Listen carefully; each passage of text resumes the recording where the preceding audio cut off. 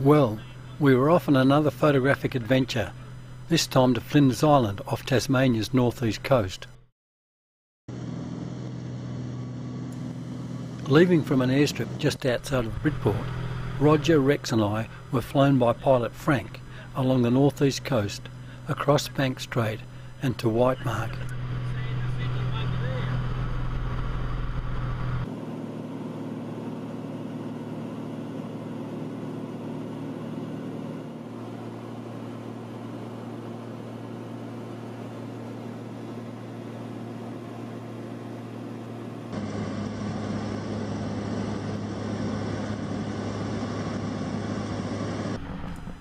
After about half an hour, we flew over the shallow Parry's Bay on our approach to the airstrip at Whitemark.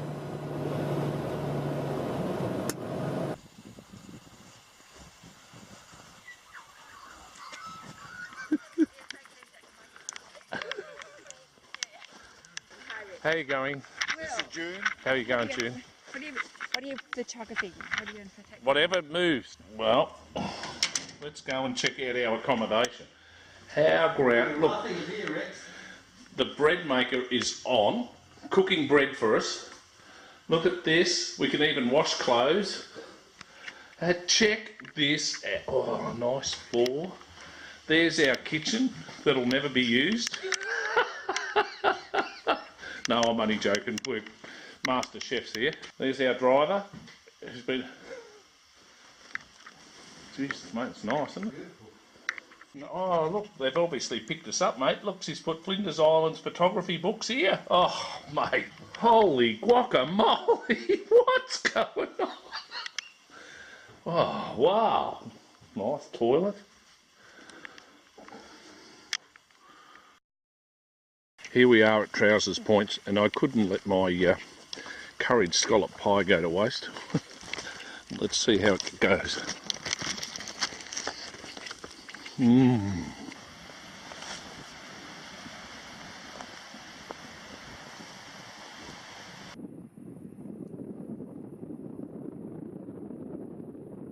Roger filming away, and there's Jeff down there filming.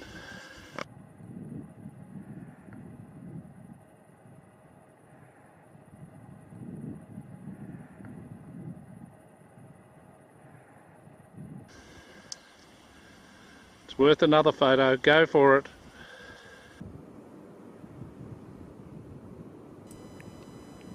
Much of Flinders Island on the west coast is granite country with lichen covered rocks and boulders.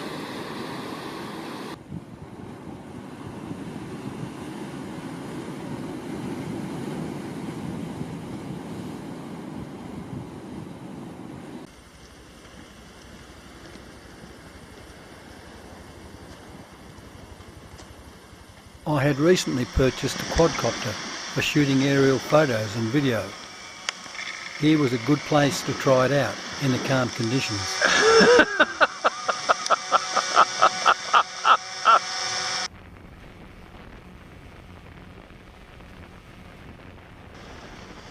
Bloody hell.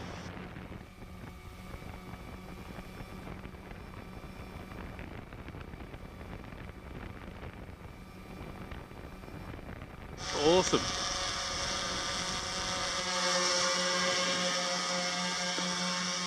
Oh, shit. Oh, Jeff, you make me want to get one, you bastard. Because it was an overcast day, the lighting was subdued, but the colours were still impressive.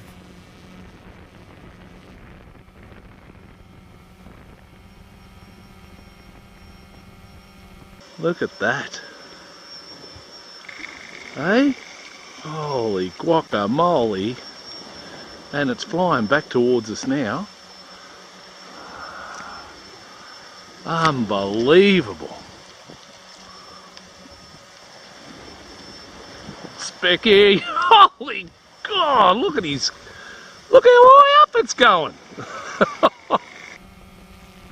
With the cloud-covered Strzelecki Ranges as a backdrop, I did a quick tour of Trousers Point.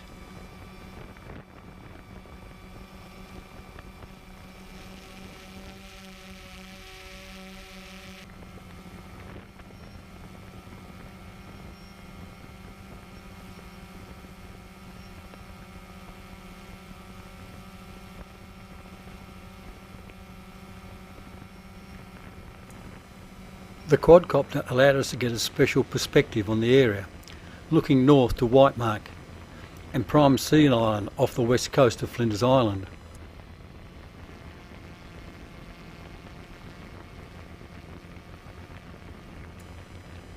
To the west lay Mount Chapel Island, home of the largest tiger snakes in Australia.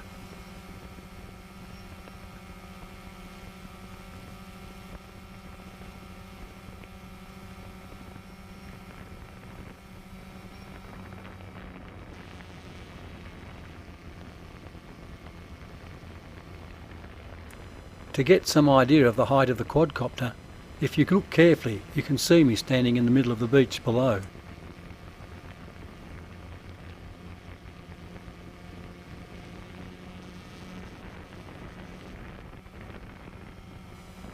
And then south to Cape Barren Island and back to the bay.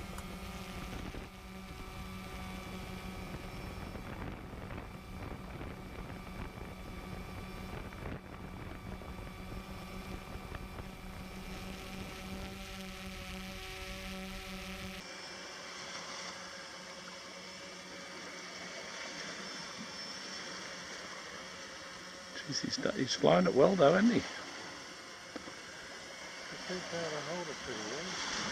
Mind, we need to bear in mind he's already lost one of these. Yeah, crashed one. Something's gone wrong. Oh, Jesus.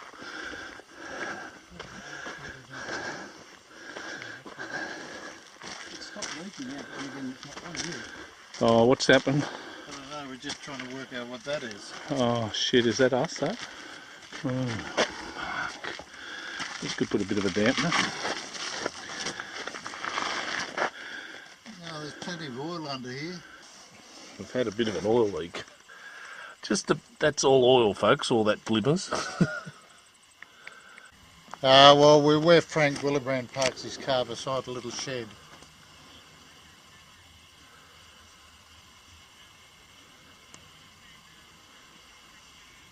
Okie doke. We fly out at 3:30 Friday. Yep. Alright, so I don't think there's any major damage. As I said, the small stone chips and stuff we don't charge for. Yep. It's all just... In with the Magna. This is a bit of a culture shock, isn't it?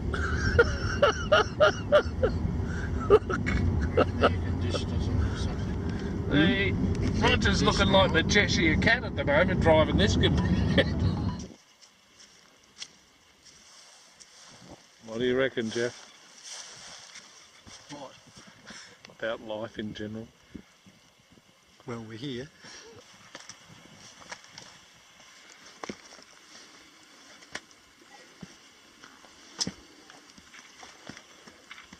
Well done, Jeff, you're nearly there. I think.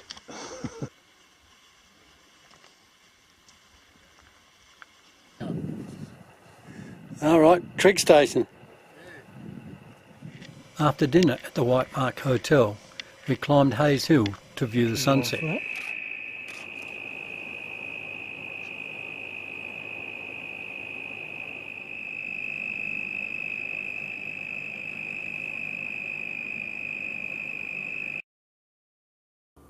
Next morning it was still overcast and we travelled to the Patriarchs, a series of low mountains on the east coast of the island.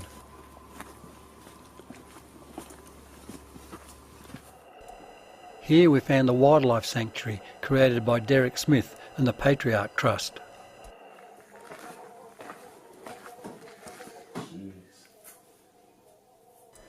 The A-frame building contains a vast collection of information and photographs of the project and the wildlife found in the area.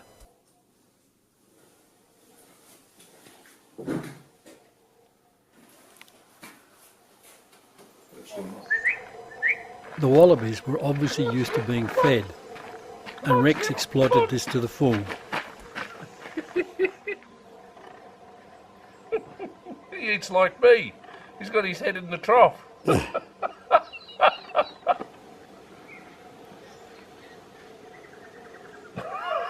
got the best seat in the house. I wasn't sure because I was looking along. This abandoned farm was proclaimed a sanctuary and a conservation area. Described to be a conservation area. Such area to be known as the Patriarch's Wildlife Sanctuary, 6th of the 7th, 1970. Oh, yeah, got you, sorry. What have I broken?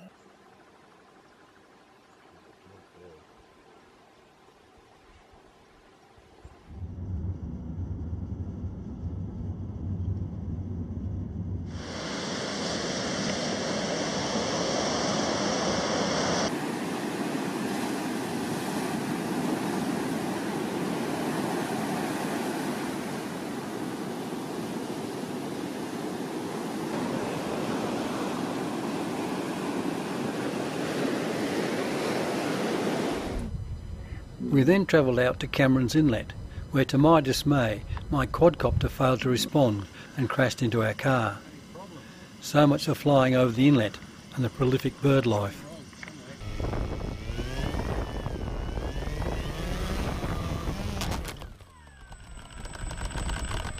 Oh, look at the swallow. Maybe I'll go and get one.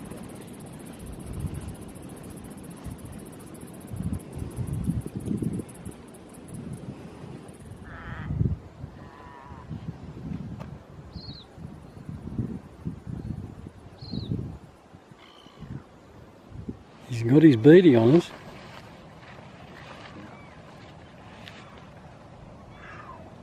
I've had me shot for it today. I suppose Flinders Island without Mount Strzelecki wouldn't be very much, would it? No. Travelling south, we called into Lady Barron on the southeast coast of the island.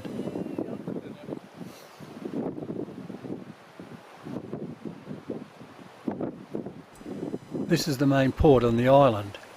The roll-on roll-off ferry from the Furneaux Shipping Company shuttled between here and Bridport on a regular basis.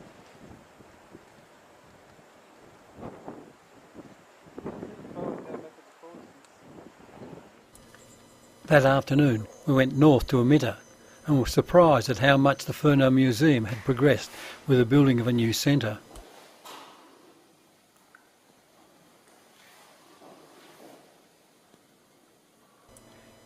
The collections inside tell the many stories of the early days of the island, from the Tasmanian Aborigines to the soldier settlement days and the many shipwrecks in the turbulent waters.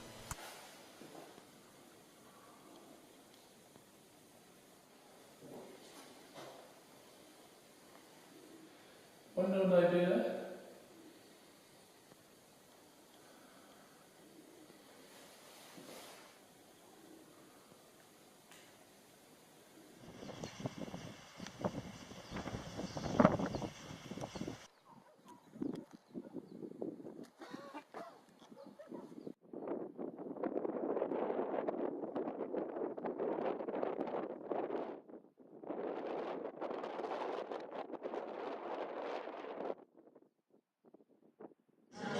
Bev, he's on a diet. Have a look at this, will you?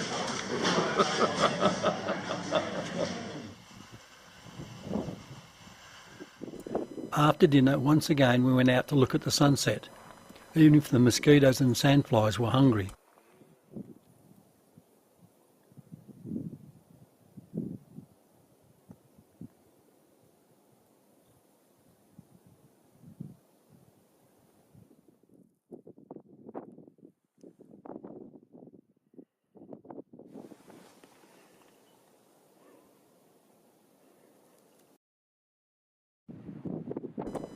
Next day I cajoled Rex and Roger into a very early start to get views from Mount Walker.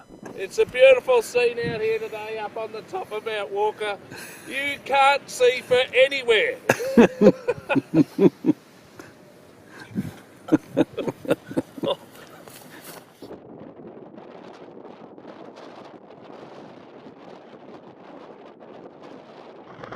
a bit of wind and orange, so we have to refer to the sketches of what we're looking at. Then we travelled north to Leka, stopping to photograph an abandoned farmhouse overlooking Tanner's Bay.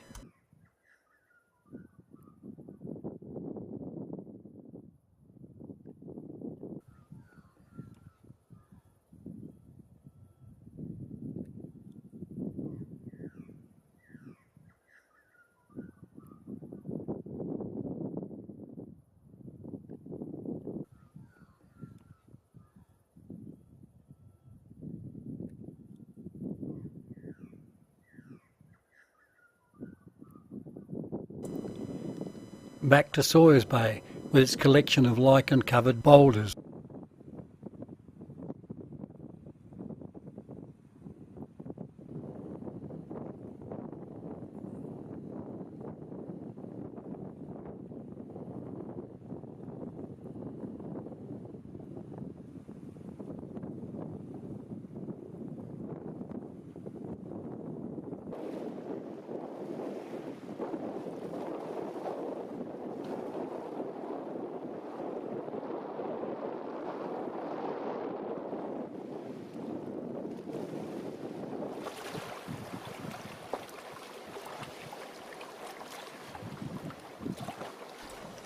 At Port Davies, we read about the muttonbirds or shearwaters. And the fledgling chicks remain in the colonies for another 2-3 weeks. They fly all the way up to the Bering Sea. Unbelievable, isn't it? Some people put their hands down the nest and get bitten by a snake. Yeah, that's very true.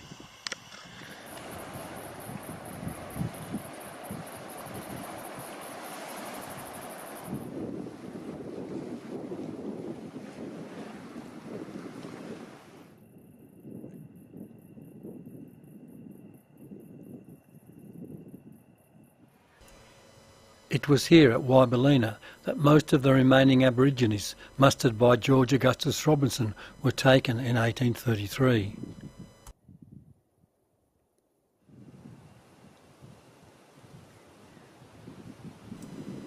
Despite Robinson's care and attention, and the construction of a substantial settlement, the Aborigines continued to die, and in 1847 only 45 remained. These were taken to Oyster Cove, south of Hobart.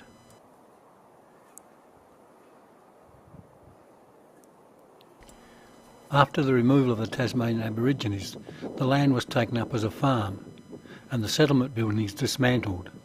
The old shearing shed and discarded farm equipment still remain.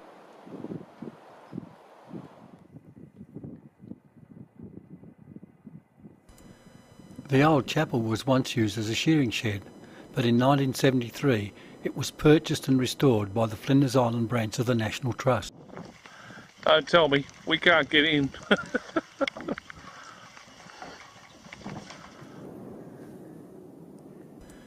For the restoration, bricks were salvaged from nearby ruins, while most of the rafters are original.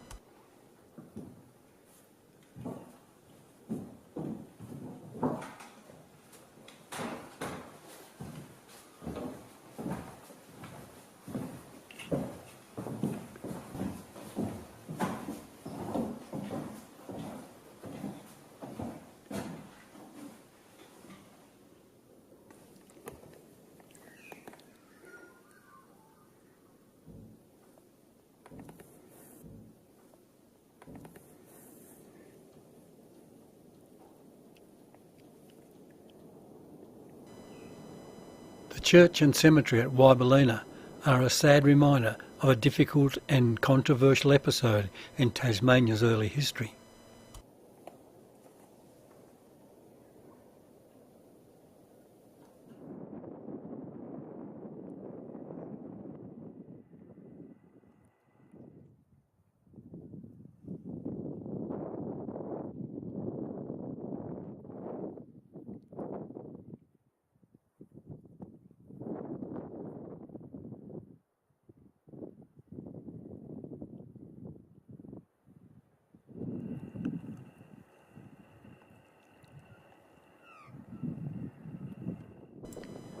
Tribal elder Auntie Ida West's healing garden and commemorative table are part of a move to heal the rift between the Indigenous and current population of Tasmania.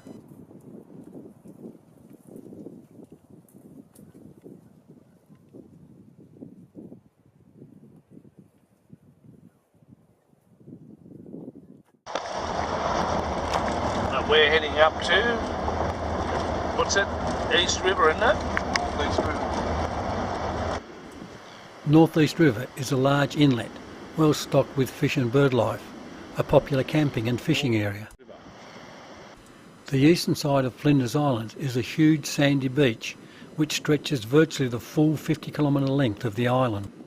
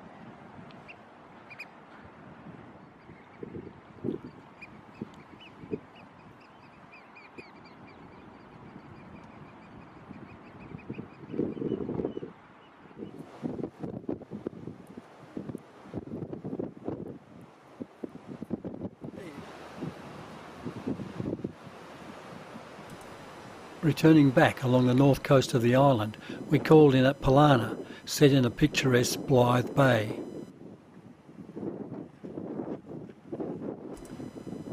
These tall aloe vera plants are often associated with older settlements, as they were planted for use in medicine and making rope.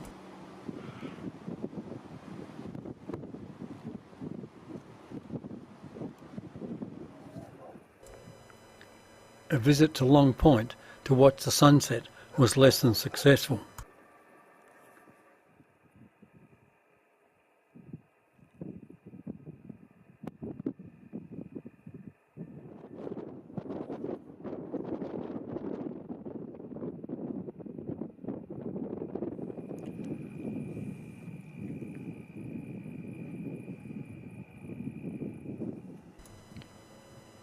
Back to the White Mark Hotel, and we enjoyed another fine meal. Rex, did you lock the car? What have these guys been up to? Great advertisement. Look here. How many bottles is that now? 3.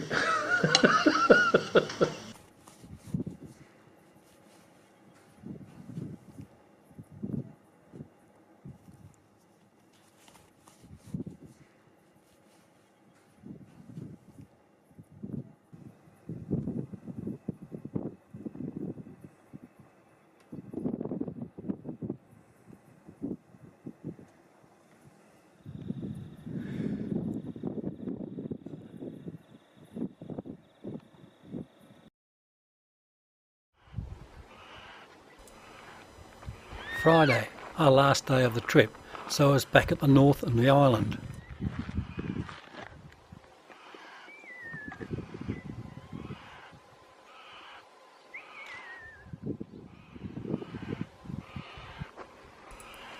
On the way to the dock, we captured a few shots of the nervous black cockatoos, who kept a wary eye on our photographic proceedings.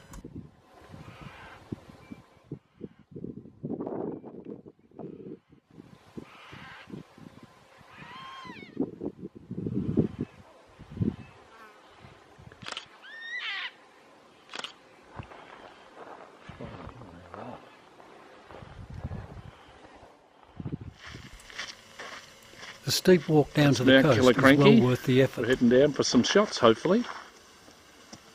I think we'll be doing the coastal shots, mate. We met a group of rock climbers camped near the beach, and hoping we could get some photos and video of them climbing.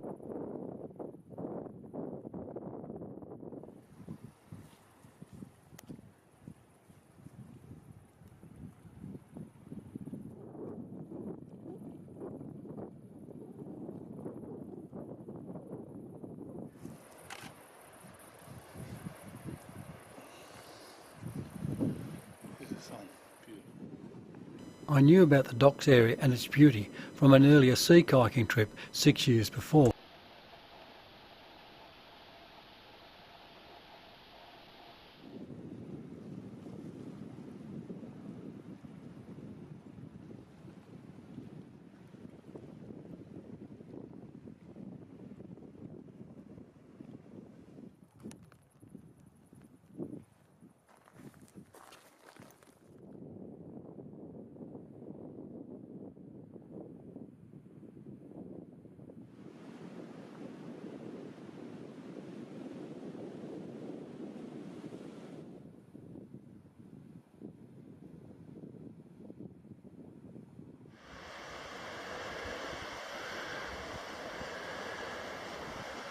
We're in search of some rock climbers, but I don't know if we're going to find them.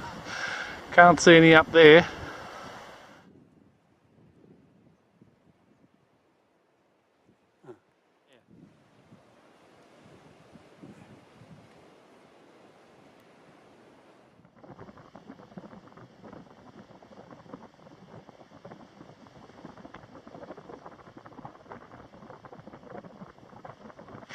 What was that, Jeff? I missed it. I had it on. Who the fuck is Benny Hills? Look, there's still a view over the side there, Jeff. Sit back, take it in.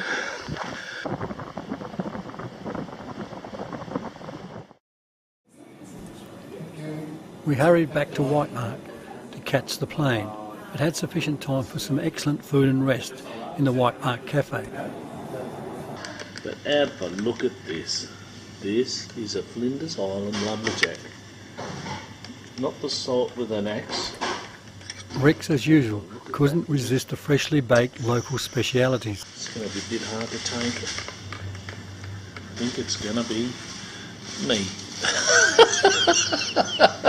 That's right. No, I just. That's what I do. Phil had a great trip. Has anyone seen Jeff, by the way?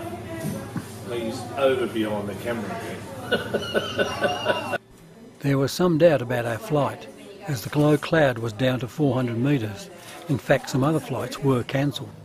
Frank explained he would take off, fly low under the cloud, staying close to the coast. If things got worse, he would return to Whitemark.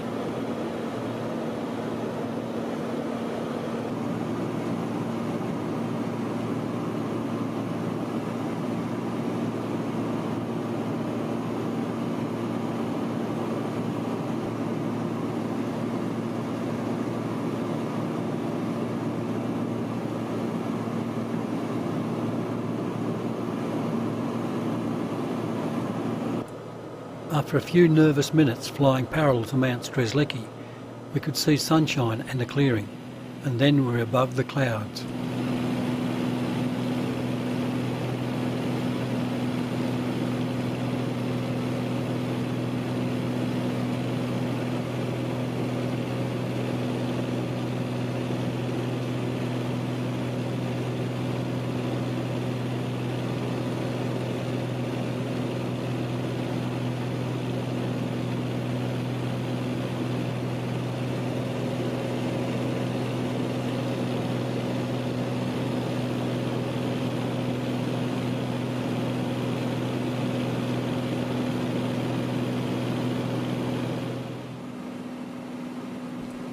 We passed well north of the top of Mount Munro on Cape Barren Island.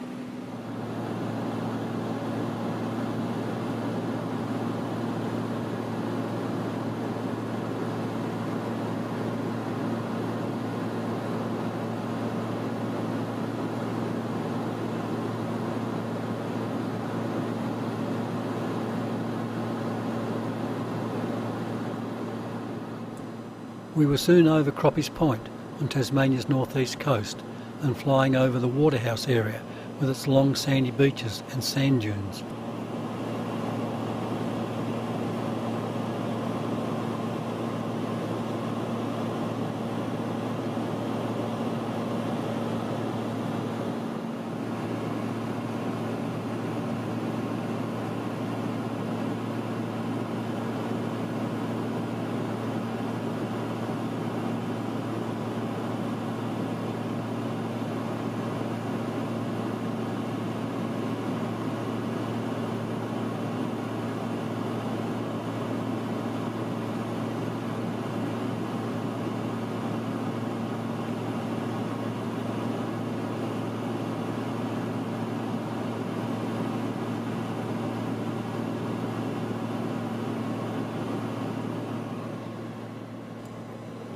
Pivot irrigator paddocks of potatoes, and Richard Sattler's Lost Farm airstrip came into view.